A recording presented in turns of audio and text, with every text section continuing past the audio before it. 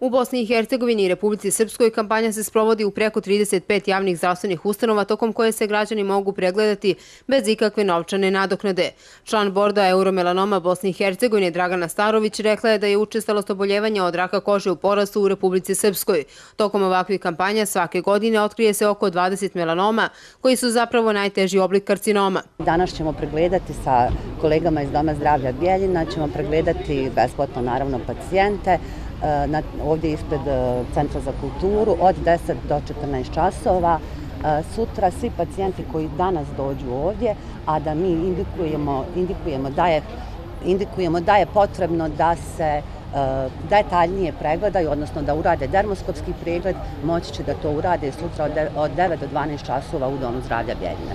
Rak kože je vrlo čest, a najmaligniji rak kože, melanom, je na svu sreću rijedak, ali najsmrtonosniji u humanoj patologiji, tako da mislim da je malo pažnje se obraća baš na taj karcinom. Svi pričamo o nekom karcinomu dojke, debelog crijeva, pluća, a o raku kože, evo, kažem, dobro, sa ovom kampanjom već zadnjih par godina ipak je ta svijest malograđanstva podignuta i mislim da ćemo uspjeti ove godine da spasimo nekoliko života.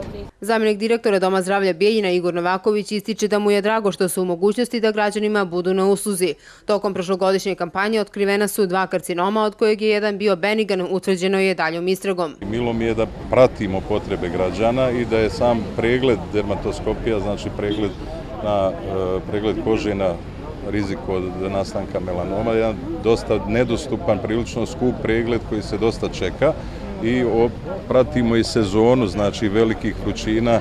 Znači radimo onda kada je potrebno i nalazimo se tu građanima maksimalno na usluzi. Organizatori kampanje su Evropska dermatovenerološka asocijacija, Svjetska zdravstvena akademija, Evropska dermatoonkološka asocijacija, Evropska euromelanoma organizacija te Udruženje za prevenciju i borba protiv raka kože melanoma u Bosni i Hercegovini. Pokrovitelji kampanje su Ministarstvo zdravlja i socijalne zaštite Republike Srpske i Federalno ministarstvo zdravlja.